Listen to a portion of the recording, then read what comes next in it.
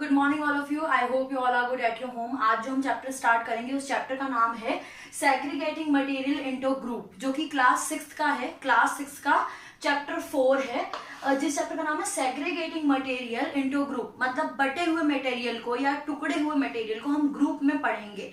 Basically आप all over ये समझ सकते हो कि आज जो हम चैप्टर पढ़ने वाले हैं वो बेसिकली मटेरियल के ऊपर चैप्टर पढ़ने वाले हैं। हम all over this things material के बारे में जानेंगे इस चैप्टर में। ओके तो सबसे पहले हम कंटेंट देख लेते हैं कि हम कौन कौन से कंटेंट इस चैप्टर में क्लियर करेंगे। तो कंटेंट है हमारे मटेरियल अराउंड अस। जितने भी मटेरियल हमारे अराउंड है, हमारे चारों ओर मटेरियल जो हमें दिखते हैं, उस कंटेंट को कंप्लीट करेंगे। Then property of material, material की प्रॉपर्टी क्या होती है उसके बारे में डिस्कस करेंगे। And uses of material, material के यूजेस क्या क्या होते हैं उसके बारे में डिस्कस करेंगे। ये चैप्टर बहुत इंटरेस्टिंग होने वाला है। आप बहुत लॉजिकल है और हर एक चीज को अगर आप सुनेंगे, समझेंगे और हाँ बेसिकली अगर नोट्स बनाएंगे तो ये चैप्टर ऐसा हो जाएगा आपके लिए कि आप कभी इस चैप्टर को भूल ही नहीं पाएंगे। तो हमारा जो फर्स्ट टॉपिक है मटेरियल अराउंड अस। तो मटेरियल अराउंड अस से क्या लेना देना है, मतलब क्या मतलब है वो देख लेते हैं। देखिए आपके चारों ओर बहुत सारी चीजें होती है। जैसे कि अगर मैं चारों ओर देखूं तो अगर स्कूल की बात करते हैं तो बुक्स, टेबल, नोटबुक, आपकी चॉक, बोर्ड, ये सारी चीजें, हर चीज किसी ना किसी चीज से बनी है। मतलब उसके लिए कोई ना कोई मटेरियल जो है वो लिया गया है। जैसे अगर मैं बोर्ड की बात करती हूँ तो बोर्ड आपका वुड से बना है ना। तो आपके मटेरियल की अगर हम बात करते हैं तो मटेरियल वो चीज होती है जिससे हर पदार्थ को रेडी किया जाता है। एवरी इच सिंगल आइटम्स को रेडी किया जाता है, वो मटेरियल कहलाता है। जैसे अगर बोतल की बात करते हैं, पर्स की बात करते हैं, आपके बैग्स जो आप स्कूल बैग लेकर आते हैं वो किससे बनते हैं, लेदर से बनते हैं। शूज की बात करते हैं वो भी लेदर से बनते हैं। तो हर चीज किसी ना किसी मटेरियल से बनती है। इसको और अच्छे से समझने के लिए मैं आपको 5 टॉपिक्स देती हूँ। उस टॉपिक के ऊपर आप खुद काम करें तो आप इस मटेरियल के टॉपिक को बहुत अच्छी तरीके से समझ पाएंगे। तो 5 क्या है मैं बता देती हूँ। 5 मटेरियल है, उसके हिसाब से आप समझ पाएंगे कि आप अराउंड अस आपके चारों ओर कितने सारे मटेरियल को देखते हैं। जैसे फर्स्ट एग्जांपल की बात करते हैं हम। I give you the 5 material.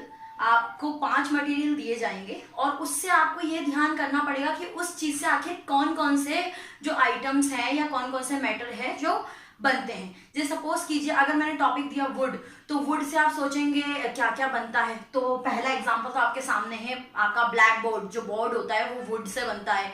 अलमीरा हो गया वो वुड से बनता है। आपका दरवाजा हो गया, विंडो हो गई। ओके तो ये सारी चीजें वुड से बनती है। तो ये मैं कुछ मटेरियल दे रही हूँ, तो उस मटेरियल को आपको ये देखना है कि इन मटेरियल से कौन कौन सी चीजें बनती है। सपोज कीजिए मैंने आपको मटेरियल दिया पेपर, तो पेपर से क्या क्या बनता है, न्यूज़पेपर, मैगजीन, बुक्स, कॉपीज, बहुत सारी चीजें जो है पेपर से बनती है। तो वैसे ही 5 मटेरियल है, would, leather, plastic, okay, metals. इस तरीके की जो मैंने मटेरियल दिए हैं उसका आप एक चार्ट बनाइए और देखिए कि कौन कौन से इन मटेरियल से कौन कौन सी चीजें जो है वो बनती है। तो ये इसी के साथ आपका टॉपिक कंप्लीट होता है मटेरियल अराउंड अस। अब इससे क्या पता चलता है आपको, मटेरियल अराउंड अस, आपके चारों ओर बहुत सारे मटेरियल्स हैं जिससे बहुत सारी चीजें बनती है। अगर मैं पेपर नोटबुक की बात करूं तो नोटबुक से आपको क्या समझ में आता है, पेपर से क्या समझ में आता है, वुड, लकड़ी से पेपर बना है, पेपर से आपकी बुक्स या कॉपीज बनी है। तो इसी तरीके से मटेरियल, आपके चारों ओर जो चीजें दिख रही है बेसिकली वो क्या है, वो मटेरियल, किसी ना किसी मटेरियल से ही मिलके बनी है। तो हर चीज जो भी आपके चारों ओर दिखती है वो किससे मिलके बनती है, एक मटेरियल से रेडी होती है। अच्छा ये जो भी चीजें आपको दिखती है चारों ओर, उसको बोलते क्या है। अगर हम बहुत ही साधारण शब्दों में कहें तो उसको कहा जाता है मैटर। फिर भी एक एग्जैक्ट डेफिनेशन ले लेते हैं, मैटर आखिर होता क्या है। तो हम टॉपिक देख लेते हैं, हम स्टार्ट कर रहे हैं मैटर। तो अब मैटर का एग्जैक्ट डेफिनेशन देखते हैं कि मैटर आखिर है क्या। तो everything that occupy space and have मास या वेट बोल सकते हो आप, इज कॉल्ड मैटर।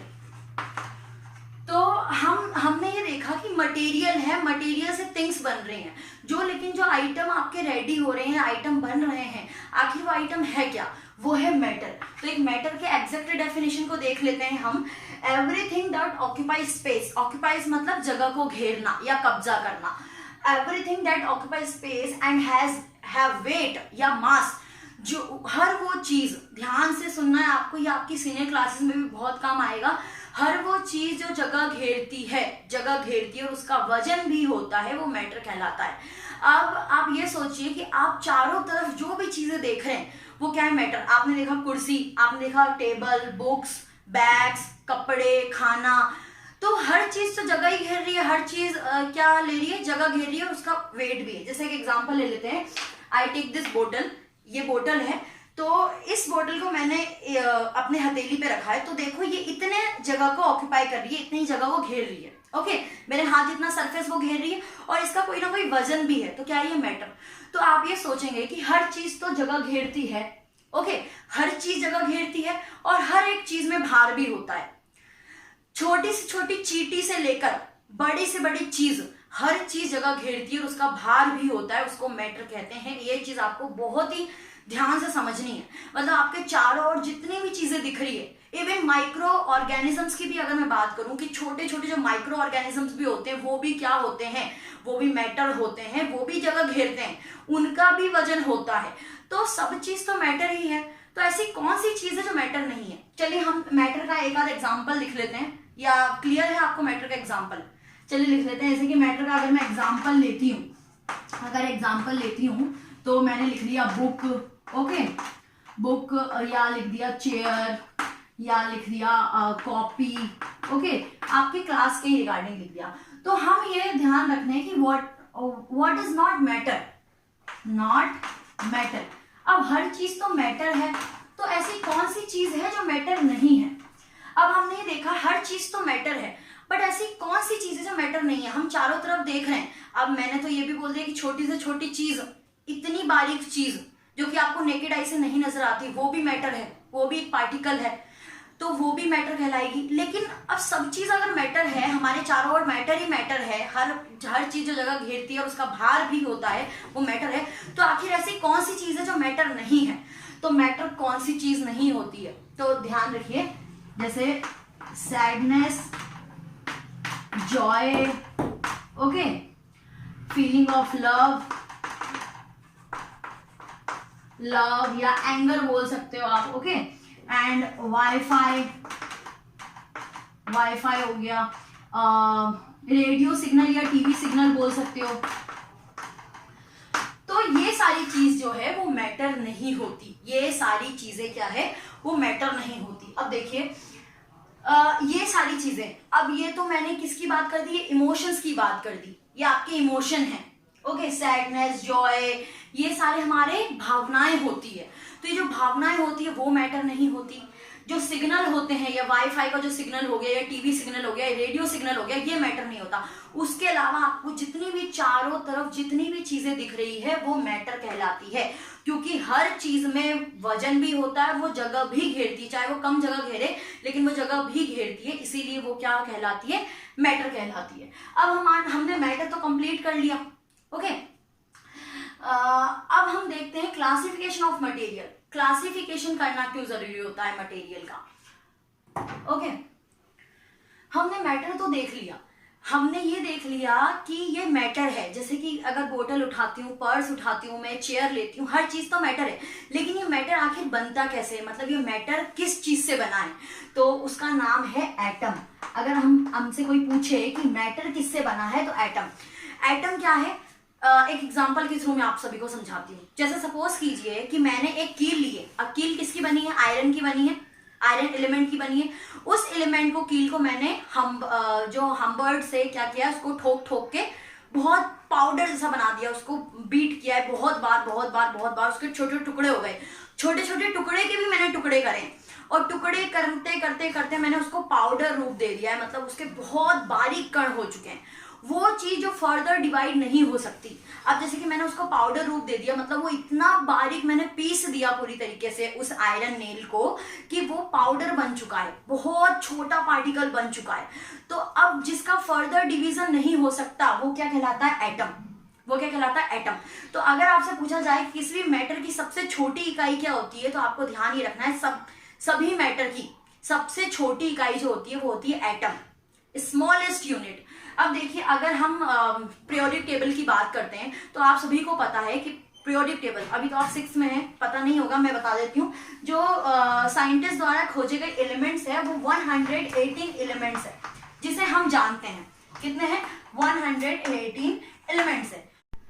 तो अगर हम बात करते हैं 118 एलिमेंट्स, ओके, 118 जो एलिमेंट्स है उसमें से 92 एलिमेंट्स जो है वो नेचुरली ऑकर हैं, मतलब उसे किसी ने प्रिपेयर नहीं किया है, वो प्राकृतिक तौर से हमें 92 एलिमेंट्स मिले हैं।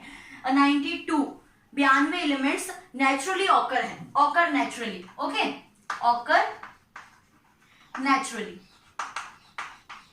और अगर हम 26 एलिमेंट्स की बात करते हैं, यानी 26 एलिमेंट वो एलिमेंट होते हैं made by scientist in laboratory. कैसे होते हैं 26? Made by scientist, made by scientist, scientist द्वारा बने गए एलिमेंट हैं 26, और नेचुरली ऑकर कितने हैं? 92। अब हमने ये देख लिया कि जो आपके मटेरियल हैं या जो भी आपकी वस्तु है वो क्या है? मैटर है, क्योंकि मैंने बता दिया आपको मैटर की क्लासिफिकेशन क्लियर हो चुकी है, मैटर की डेफिनेशन क्लियर हो गई है। मैटर, अब कौन कौन सी चीज मैटर नहीं है तो हमने वो भी देख लिया कि मैटर कौन कौन सी चीजें नहीं है। सैडनेस, जो हमारी भावनाएं होती है, सैडनेस, जॉय, फीलिंग और वाईफाई, टीवी सिग्नल, ये सारी चीजें मैटर नहीं होती, otherwise all this things are matters.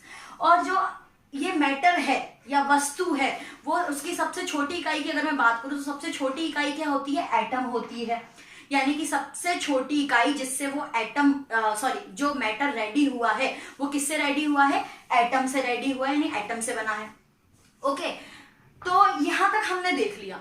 अब जैसे कि हम जैसे 2 या 2 से अधिक एटम मिलके क्या बनाते हैं? कंपोनेंट या मॉलिक्यूल्स को रेडी करते हैं। ओके, जैसे सपोज कीजिए कि हाइड्रोजन और हाइड्रोजन मिलेंगे तो वो कंपोनेंट्स बनाएंगे हाइड्रोजन के। ऑक्सीजन भी कंपोनेंट्स बनाते हैं। अगर 2 हाइड्रोजन और 1 ऑक्सीजन ये मिल जाते हैं तो वो क्या बनाते हैं?